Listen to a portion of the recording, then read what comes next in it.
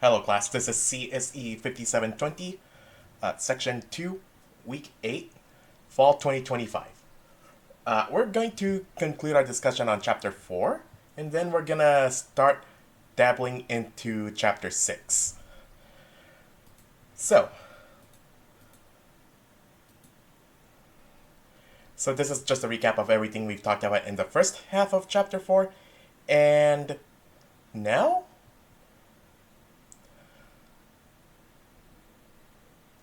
let's continue our discussion. Alright, so in Chapter 3, we talked about the various data types available in SQL: char, varchar, int, number, and floating point as well.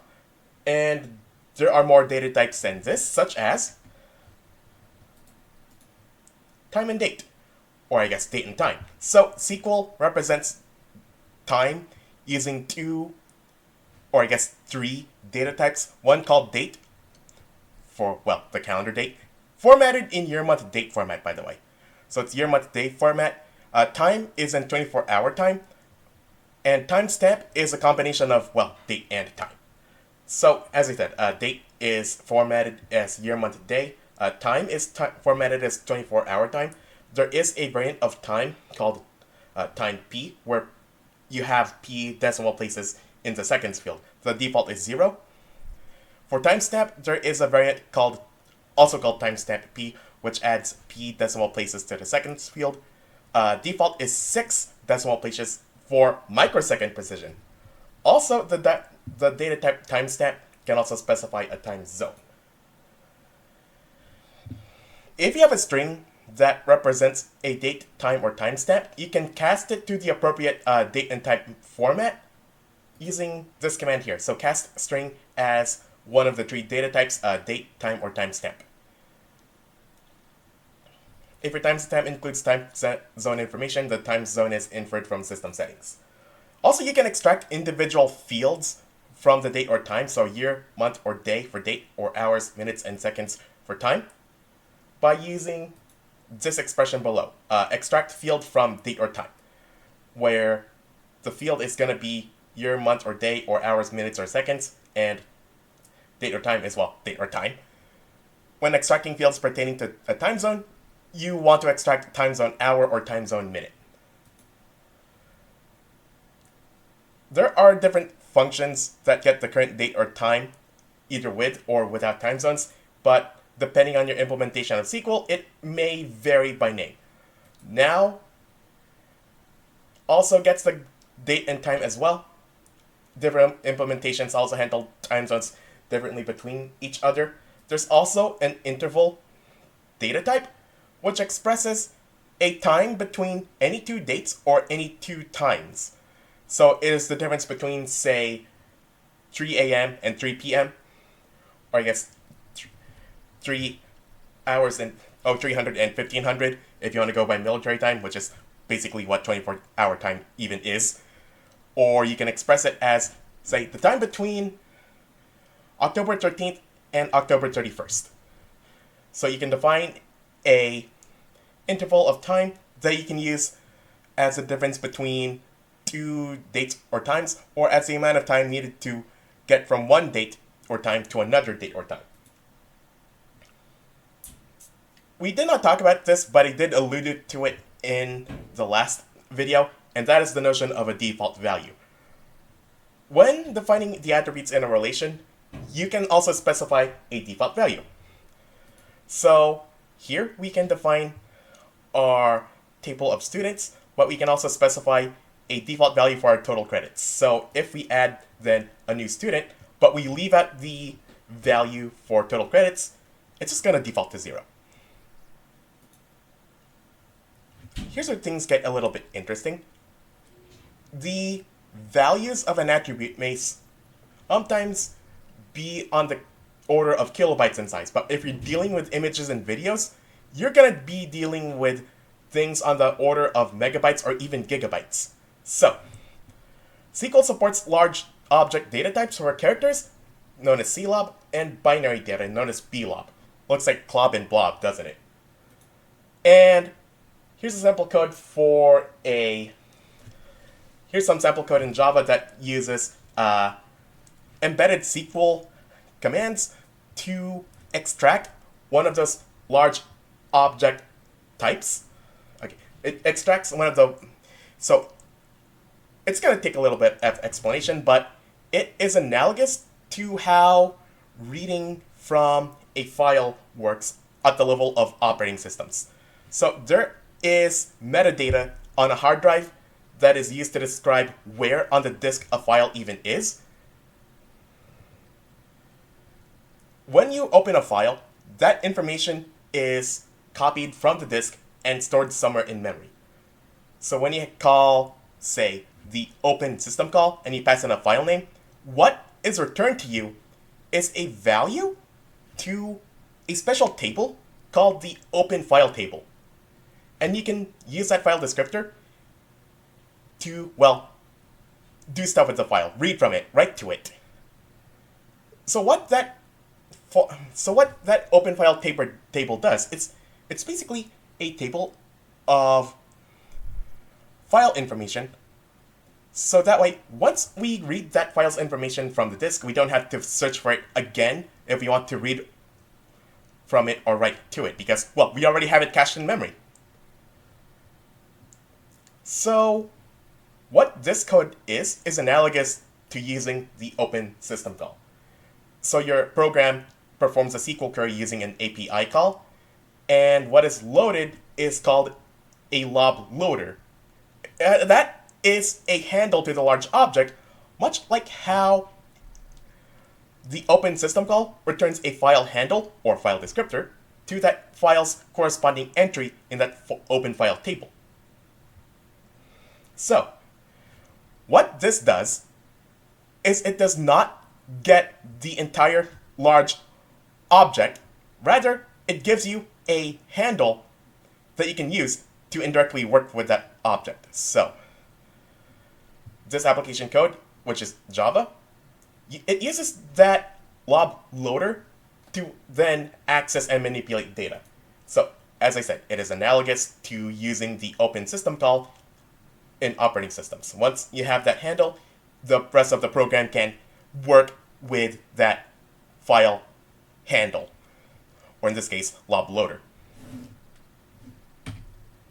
Chapter 5 has more information about this particular API called the JDBC API. But let's keep going and talk about user-defined types. So, we're going to talk about one of them. The other one is called a structured data type, which is all the way in Chapter 2020. Chapter 2022. No, Chapter 22. So, distinct types is what we're going to discuss here. But, okay, let's talk about why you want to define your own types. Well, oftentimes, when you have tables in your database, many of them are going to have the same file types. So, in the student and instructor tables, you have name and department name. Those are strings. And so, theoretically, they should have the same domain, and that is the list of all possible strings. Even if it's gibberish, even if it's nonsensical. Even if the strings are literally just one character repeated over and over and over again. A, for example. That is a valid string, and we say that's in the domain of all possible strings. But for our purposes, some strings just don't make sense, so we want to exclude those nonsensical strings, like A. No one's gonna be named Right? Anyway,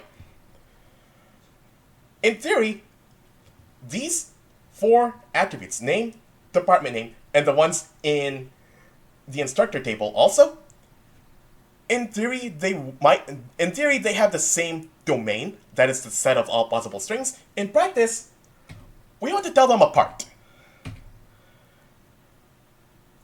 So, look at these sets of names and department names. They are distinct. We have Jain Shankar in the student relation, but we also have Srinivasan and Wu over in the table of instructors. But we also have computer science, history, finance department.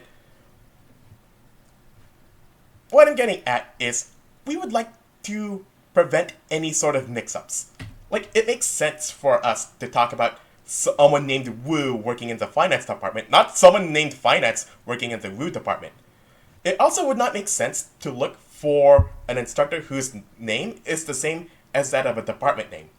Building name, maybe. Someone could be named, a building could be named in honor of a person, so it's pretty reasonable to have a building with the same name as an actual person. So if you do coincidentally mix up those two, at least the two names are the same. Did you really mix it up?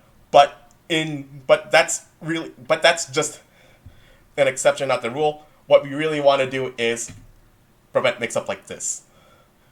And to do that, we can make name and department name their own distinct types. So we do that by creating a type using the keywords create type. We then follow it up with the name of our data type as, well, the data type it's supposed to be. In this case, pounds and dollars are supposed to be numeric values, but we are making them their own distinct types. So that way, in case we assign a dollar's value to pounds, it won't let us do that. So there's no way to mix them up. There was once this aviation incident where Canada was transitioning from the imperial unit system to metric, and they loaded an amount of fuel that they thought was in pounds, but it was like liters instead. So whatever that conversion was that they screwed up, it resulted in the plane having half as much fuel as they thought they had, and then the plane ran out of fuel in the air, so the pilots had to basically land this thing on a decommissioned airport strip turned to drag strip. You may have heard of this. It's let me look this up real quick. So yeah, that story of a Canadian flight that ran out of fuel mid-air because they did a mix-up with the unit conversion. That was Air Canada 143, also known as the Gimli glider incident. So my point is, there are cases where we do not want to mix up data types at all. So one value that is supposed to be gallons, we don't, by specifying unique data types like this, user-defined types, we would be able to prevent mixing up a unit in gallons for a unit in kilograms. I'm not sure what the unit conversion was supposed to be, but either way, it resulted in the plane having half as much fuel as they thought they had. Anyway, we define them as follows: dollars as numeric 12,2 final, so some implementations don't even require the word final. And then we can just use that data type of dollars as we normally would with any other data type that we want. If you try to assign a pounds amount of currency to this budget attribute of type dollars, you just get a compile error. Stuff like that would be most likely a programming error. Likewise, if you try to add a numeric value to dollars, it won't work. You're gonna need to cast it from one type to another. So cast department.budget to numeric 12,2. Or you might have to cast it the other way. In earlier versions of SQL is an alternative to using user-defined types, and that is domains. Here's how you define it, but there are some key differences between user-defined types and domains, as explained here. You may pause here to read through them if you want to, but let's go on to another thing in databases, and that is authorization. So, users may be assigned different authorization types. We call these privileges. Privileges include the authorization to read, insert, update, or delete data. Different users may be given all, some, or none of these privileges. In addition to these privileges on data, there are also privileges on database schemas. So we have one set of privileges for being able to work with the data, and another set of privileges for working with the tables themselves. When a user submits a query to the database, the system checks the user's privileges to see whether they're allowed to make such a query. If they are allowed to, they have the authorization for that, the query is processed as it normally would. If not, the query is rejected. A privileged user may grant or revoke certain privileges to other users, which begs the question. So these users have certain privileges that they have on the database. Who granted them in the first place? Well, ultimately, it all comes back down to the database administrator, the DBA. The database admin grants certain privileges to certain users, who may then grant similar privileges to others. So we have the 4 privileges: select, insert, update, delete, and a 5th one called all privileges, which is basically what it says. It's a shorthand for all 4 of them. If you create a table, you automatically have all 4 privileges for that relation. If that user wants to grant someone else all, some, or all these privileges, you use the grant statement. Grant privileges on relation to users. You can also grant them to roles, which we'll talk about in a later section.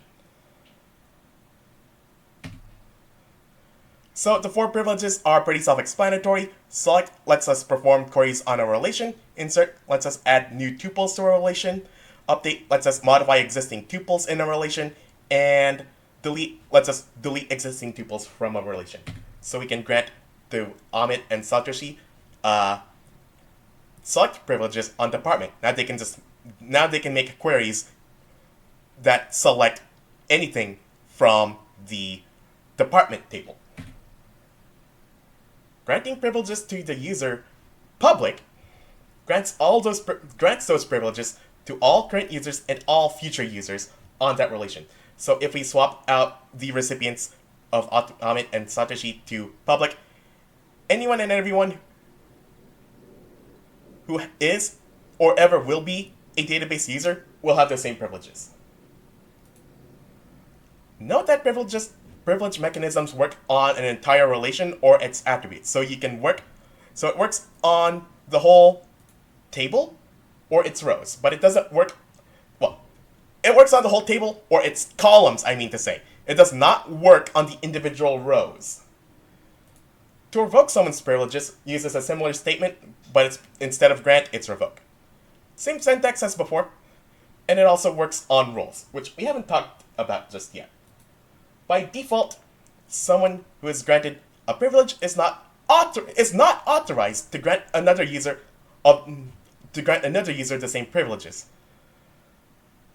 So if we grant Amit and Satoshi the select privilege for the department table, they, by default, cannot grant those privileges to someone else.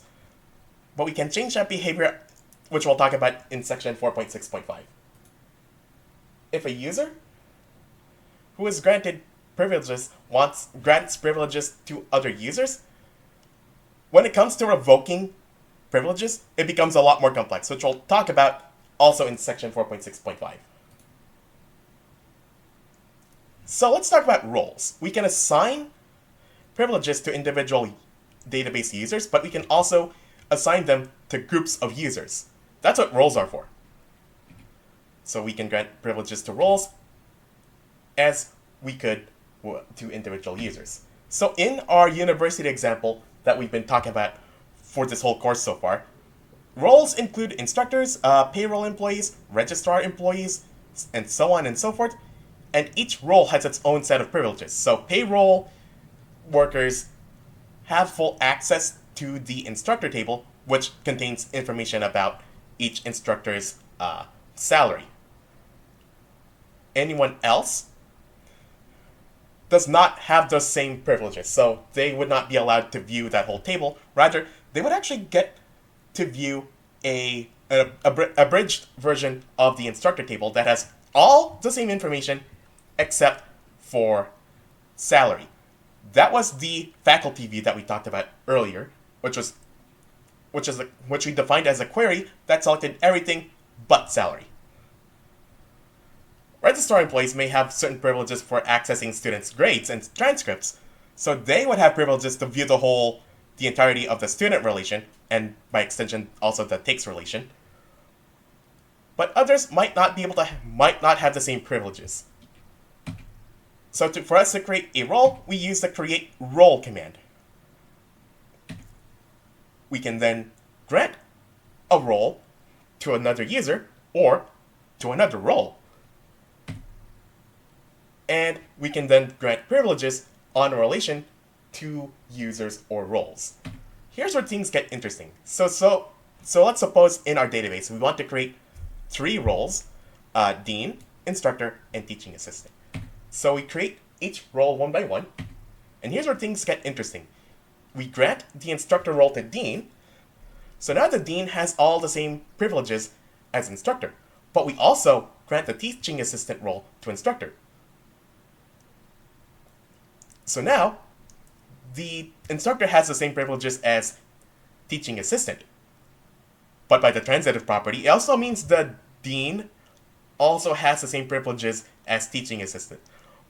But this transitivity is not two ways, it's only one way. So dean has all the privileges of instructor, who has all the privileges of teaching assistant. But it would not work the other way around.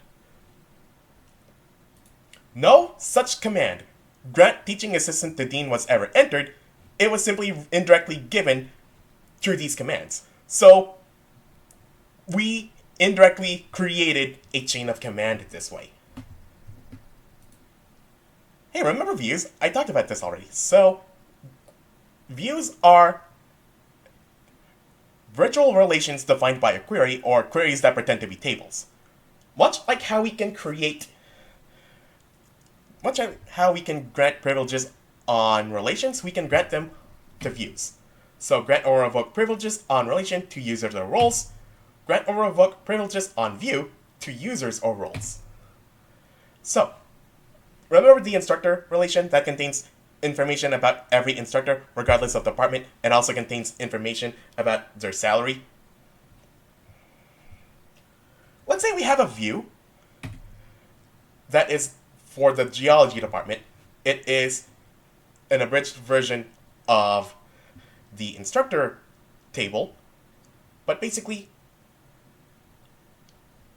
it only lists out instructors who work in the geology department. So let's say someone performs the following query on this view. Select star from geo instructor. When that user performs that query, it becomes a query on the instructor relation, which is this query here. So when we perform this query, select star from geo instructor, it actually performs this query, select star from instructor where department name equals geology. And what information is returned to the user is based on that user's privileges. What about making a view? So a user who creates a table has all the 4 privileges we talked about automatically applied to that user for that table. That's not necessarily the case with views. A user who creates a view doesn't necessarily receive the same privileges on that view, only the ones that they already had. If a user creates this geology instructor view and they didn't have update authorization for instructor, then they would not have update authorization for geology instructor view. There's also another privilege we did not get to talk about yet, and that is the execute privileges. This is for executing functions and procedures. This is also discussed in Chapter 5, which we're not really talking about for this class though, but like views, functions and procedures have the same privileges as the creator of the function and procedure they had.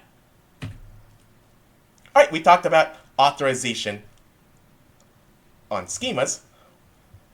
No, we talked about authorization on data within a table, but we have yet to talk about authorization on the actual tables themselves. So authorization on schemas.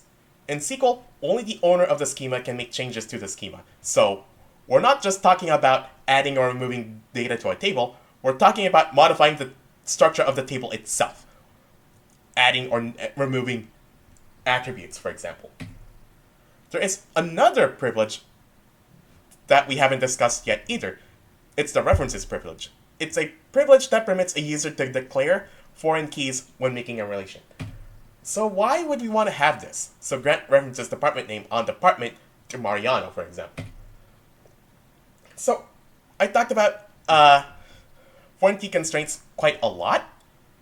And if you have something in a table that references something else from another table, that something else ought to exist. So if we have a foreign key constraint, for example, that means data that's being referenced in another relation can only be added if what we're referencing exists. We can't add, for example, a class on ethical necromancy because what university even has a necromancy department? Well, given how we structured the example database for the example university in the textbook, there is no necromancy department, therefore we can't just add a class to ethical necromancy because there's no necromancy department. Yeah, so, and also deleting sections, okay, so we can't, basically you can't, it also means you can't add sections for a class that take place in a non-existent classroom, but if we have a class that takes, if we have a class section that takes place in a classroom, deleting that section should not affect the classroom, but deleting the classroom might have different effects based on the on-delete and on-update clauses that we talked about earlier in the chapter. So what these reference privileges, they don't affect the behavior of any referential integrity constraints. Rather, it defines who can or cannot make those constraints. We're nearing the end of this chapter, and the last one to talk about is transfer of privileges. By default, a user who is granted certain privileges is not able to transfer privileges to someone else. If you want to allow that, in that grant command, you need to add the with grant option. So grant privileges on view or relations to users or roles with grant option. So a database admin is going to likely assign certain privileges to certain users, who then may grant other users some or all of the same privileges. This creates what's called an authorization graph, and if you reverse the direction of these arrows, they all flow back to the database administrator. What happens if user U1 retires? If that's the case, then it's pretty reasonable for security purposes to revoke U1's privileges. Okay, but here's an alternate scenario. What if user U1 did something nefarious with the data, and as punishment you wanted to revoke their privileges? Well, what happens next depends... But, yeah, so what happens next depends on whether U1 retired or did something bad. But also, look at U1. They also assigned users U4 and U5 some of their privileges. So let's say user U1 retired. So when we go in and revoke U1's privileges, we shouldn't revoke U4's privileges.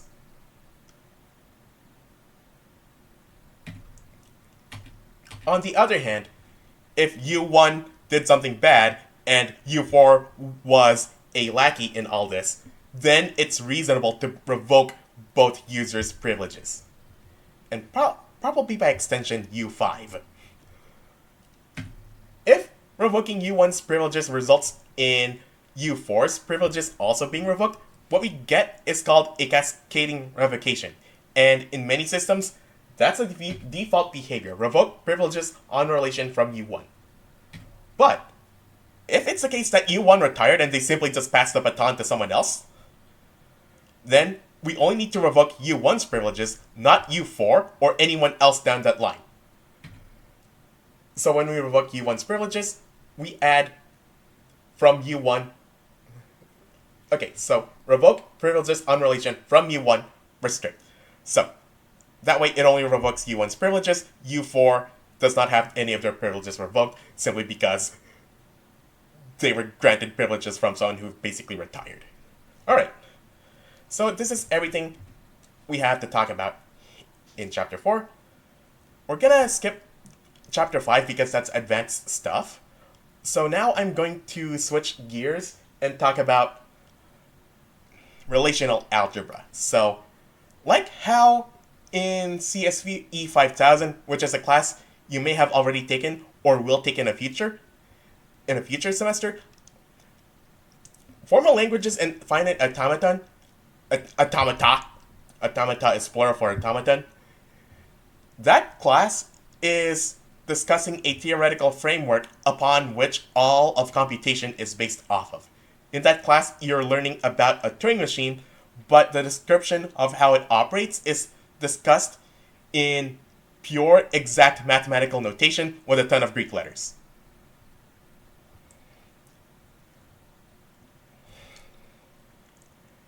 And much like how you can write a program that can detect a palindrome in, say, your choice of programming language, say C++ or Python, so can you describe the same palindrome detector as the inner operations of a state machine. Which is what Turing machines are. They're just basically state machines represented with a tape. And they are one step up from another machine called a pushdown automaton, which itself is a step up from the most basic of machines, the deterministic finite automaton. Or just finite automaton. It's basically a simple state machine, but it doesn't have a mind. It doesn't have memory. It can't remember what the last thing it ate was. When you add a stack to that, you give it memory, and now it can remember what it just encountered previously. So, with a stack, now you have a string detector that is powerful enough to look for palindromes, to look for matching parentheses. But even that's not enough to do anything, or everything. That's what adding another stack does. So when you pop stuff from one stack, you just push it to the other stack. And what's a stack but not two? What's a tape but not two stacks connected to one another? So the Turing machine is, of course, the one model that we use to describe all of computation.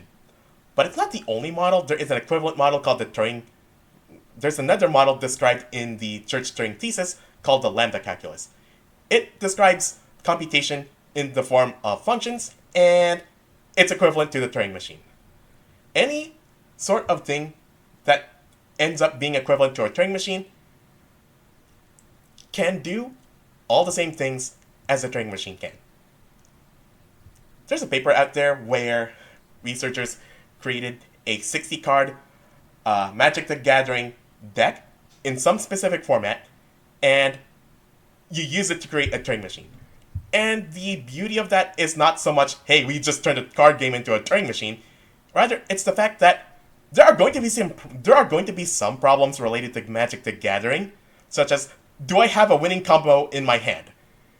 What turning Magic the Gathering into a Turing machine does is prove that some things that you might want to ask about Magic the Gathering in particular might not be answerable at all. So ultimately what formal languages and automata theory does is show what the limits of computation are. Because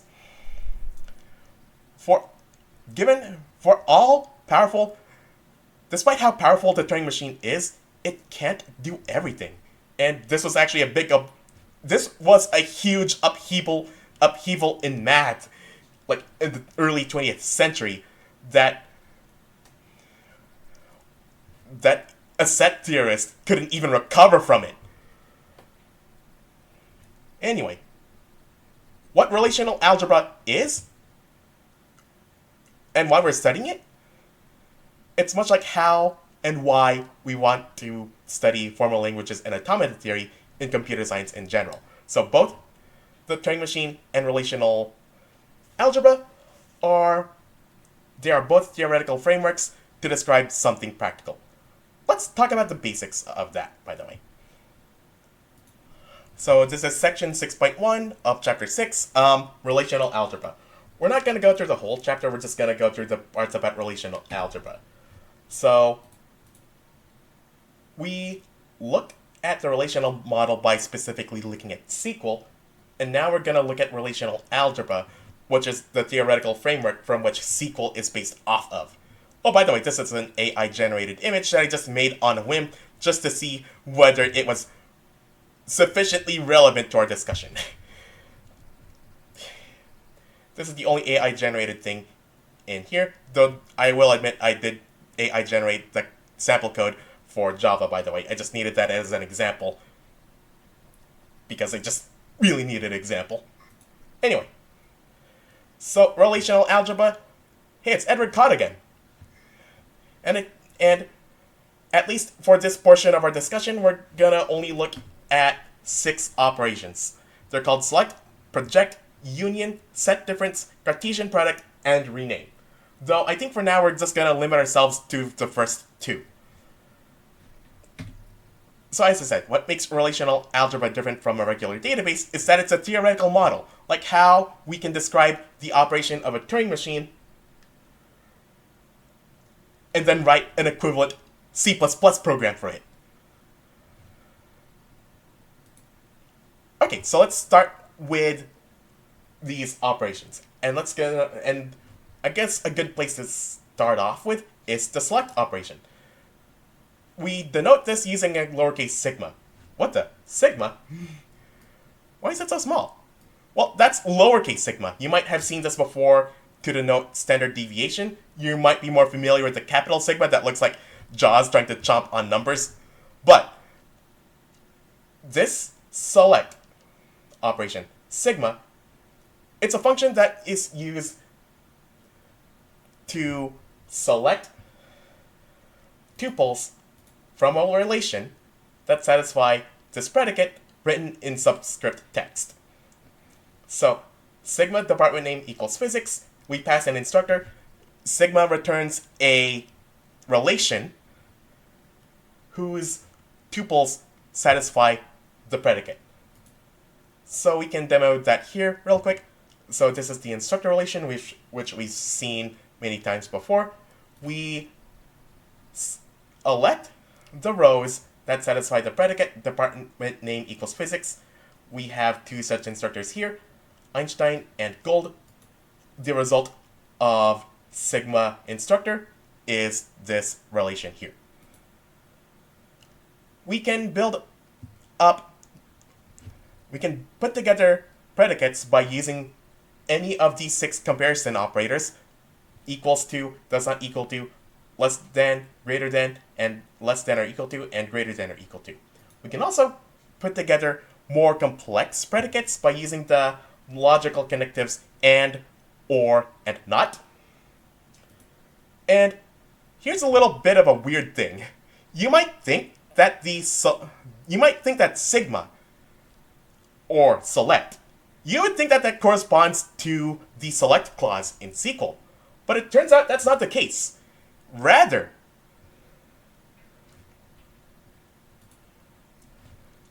sigma actually corresponds to the where clause. Because look, where department name equals physics, that's the same predicate as in this relational algebra expression up here. Select rows for which department name equals physics from the instructor relation. So what does the from clause do in this case? That just specifies what table we're even working with in the first place. So for our purposes, we can ignore select, or we can just interpret it as select star. So much like how we can describe the operation of, say, a palindrome detector using a Turing machine, we can write an actual palindrome detector using C++. Much like how we can describe a select operation in relational algebra and do the same thing in SQL. So these 2 statements are the same. One is SQL, the other is pure theoretical calculus, or I guess algebra here. Okay, so if sigma is not select but rather where, and from just specifies what relation we're working with, what corresponds with select? And the answer to that is pi. What the? Pi? You've probably seen this capital pi before, but more likely you're going to be familiar with lowercase pi. This is capital pi. Why is it lowercase sigma and capital pi? I'm not sure. But pi represents the project operation. It too is a function, but this is our column selector. So select ID, name, salary from instructor. So there's a little bit of a misnomer going on in here, and this is something that we're just going to have to try the best to untangle. Sigma is where, and pi is select. So this query here corresponds to this expression up here, because we're selecting the columns ID, name, and salary from the instructor table. So too are we selecting the attributes ID, name, and salary from the instructor relation. By the way, both pi and sigma return a relation. Also, both pi and sigma accept one relation as input, which is important. Suppose we wanted to express a query, such as find the names of all instructors in the physics department. Alright, we can express that in SQL as this query, but we want to write it using relational algebra, using pi and sigma. How do you do that?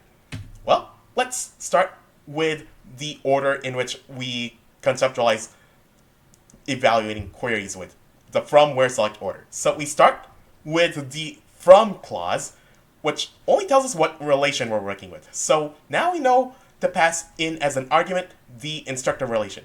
But do we pass that into sigma or do we pass that into pi? So let's consider the next step. We evaluate the where clause, and the where clause has a predicate, department name equals physics. If you recall, it was sigma that had a predicate like that, and it was pi where the subscript was the names of attributes. So the subscript for sigma is a predicate such as department name equals physics. The predicate for pi is going to be the names of attributes. So this means we pass in instructor into sigma, not pi. We'll get back to pi in a little bit. So let's just add that predicate to sigma real quick. So that means select name is now our last thing to evaluate. And again, select corresponds to pi. So the result of sigma, we pass into pi. So that is our query represented in relational algebra. And because sigma and pi take a relation as input and return another relation, we just made an expression like how we would use plus, minus, times, and divide to express an arithmetic expression. Though in case it'd be more like using functions that do the same thing. Add AB, sub AB, mul AB, div AB. I'm going to go through a few more operations and then I'll call it good here. There's another operation that we looked at, and that was the union operation. And this is closer to set theory because, what am I talking about? It is set theory. We looked at two queries earlier in chapter 3 that were find all classes that take place in fall 2009 and find all classes that take place in spring 2010. We can express them as these two queries, and then we can express those queries as relational algebra expressions. So pi, course ID, and then in that is sigma, semester equals fall, and year 2009. And we pass into that section. It's a similar deal for the other query, except the predicate contains year equals 2010 and semester equals spring. So if you wanted to find the union of these two sets in SQL, we add the union keyword between the two, and in relational algebra, we just add the union symbol between the two. And because these are sets, the use of the union operator is valid, but there are a few rules that we must obey for the union of two sets to be considered valid. And the rules are pretty simple actually. 1, the two sets R and S must have the same number of attributes. And the domains of their corresponding attributes must be the same. This is described in the book as the domain of the ith attribute of R and S must be the same. So they must have the same. So for us to find the union of two relations and have it be valid, they must have the same number of attributes and their domains must be the same. This is to say that we can't just find the union of any two arbitrary sets. They must be compatible for the union to be valid according to those two rules. Alright, I'm going to leave it here, and we're going to talk more about relational algebra next week. So I'm going to stop here a little bit towards the end of this discussion, and there are more operations that we have yet to get to, though.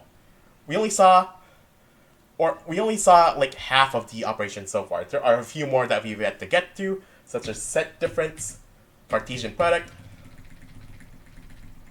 and rename. But we don't have anything for natural join, for example. Not yet, at least. We're going to talk about that next week. Alright, that's going to be it for this video. If you haven't submitted the latest assignments just by now, do so as soon as possible, okay? Alright, we'll talk more about relational algebra next week.